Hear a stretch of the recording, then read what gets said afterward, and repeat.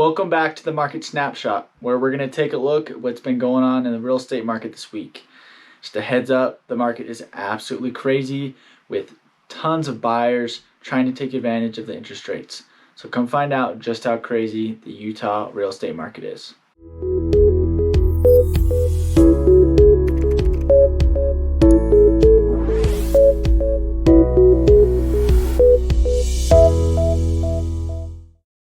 Just want to say thanks for joining us today on the Market Snapshot. Really appreciate you guys so much for tuning in. If you haven't already, go ahead and subscribe to the Wasatch Front Living YouTube channel. If you do that, you get notified every time a Market Snapshot comes out or any other cool content about the Utah real estate market. So go ahead and do that right now so you don't miss out on any of the cool content we put out. All right, so on to days on market. Last week we were at 26 days. This week we've jumped down to 24 days on market. This is really reflective of what's going on right now. Houses are going under contract just hours after getting listed. And in a lot of cases, when they don't, that just means the sellers and their agent are trying to create a bidding war. So they'll leave it on for either the open house or a couple days to just have offers pour in. And you see houses going for way over asking price and going so fast. So average sales price, last week we're at $437,000. This week we're at $441,000. So we're seeing a bump there, and that bump just keeps on going up, up, up. It's because people are getting put into these bidding war situations, and that's just driving the price up on every single piece of real estate in the state. So it's pretty crazy right now, and prices are just going to continue to rise unless we see a pretty steep jump in interest rates or other unforeseen factors that might come into play. Number of sold homes, last week we're at 686, and this week we're at 607 sold homes. So we're staying pretty steady right there. I expect that to continue to go up just a little bit. We are running out of inventory. Like I've been saying, we'll talk about that here in a sec.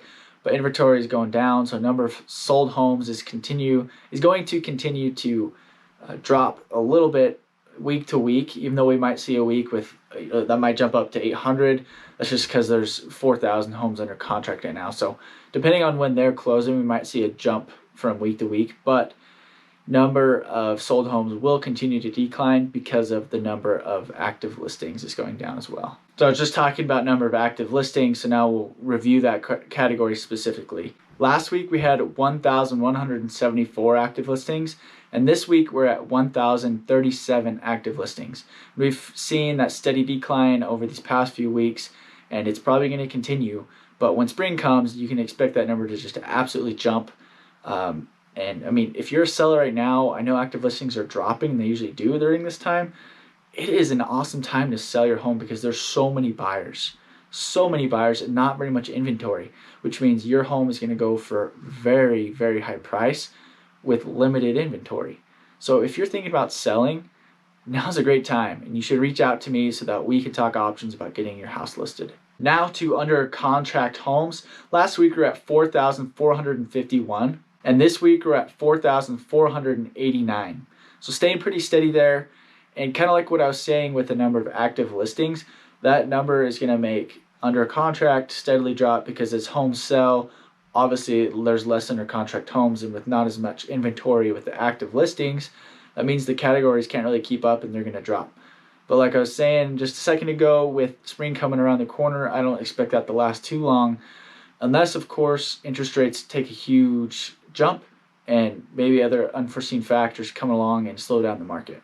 Now on to interest rate. So last week we're at 2.87%. This week we're at 2.92%. So still under 3, still great rates, but we are anticipating that interest rates are going to rise.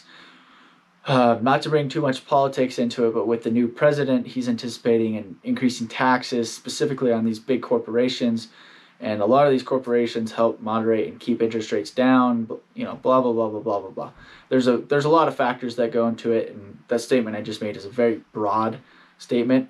I don't pretend to be an expert in that field, but the talk around town is that interest rates are going to go up because these companies are going to be taxed higher, which means they need to make more money on the money that they lend out.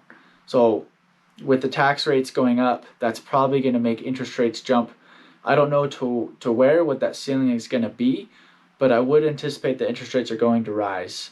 But we never know, and we'll have to see. So, but the interest rate has gone up just a little bit this week, but we are still sub 3. So if you're still looking to buy a home, you want to take advantage of locking in an absolute killer rate, go ahead and reach out to me and we can get that set up. Okay, so on to our real estate term. This week we're going to be talking about a down payment.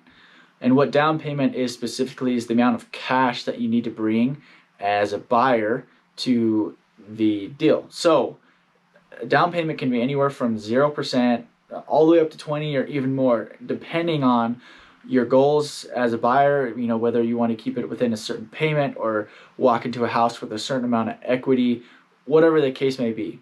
But for most people, they're going to come in, anywhere from 3 to 10%. And what that means, if you're buying a $400,000 house and you want to put a 10% down payment, you need to bring $40,000 in cash to the settlement. So what having a larger down payment does is it can get you a better interest rate. It can lessen the amount of your private mortgage insurance. It can also, and the reason it does those things is because it technically makes you less risky lending. Just because you're bringing more money to the table, the lender is lending out less money. So that's why it gives you a better rate and it drops your private mortgage insurance. So that's how down payment works. And that's why you can see that plus or minus towards private mortgage insurance and or your interest rate on your loan. All right, I just want to thank you again for joining us today on the Market Snapshot. I hope the video today was helpful and informational. And as always, if I left anything out or if you have any specific questions about the market going on right now, feel free to leave a comment in the video below, or you can reach out directly to me through a text message, a phone call, or an email. I'd be happy to talk about that. And if you're looking to buy or sell a home, reach out to me as well. I'd love to help you talk options. If now's not the right time, it's not the right time. But I'd love to help you figure out when the right time is. So reach out to me. Love to have that conversation. Thank you again for watching. And if you haven't already, go ahead and subscribe to the Wasatch Front Living YouTube channel. I'll talk to you guys next time on the Market Snapshot.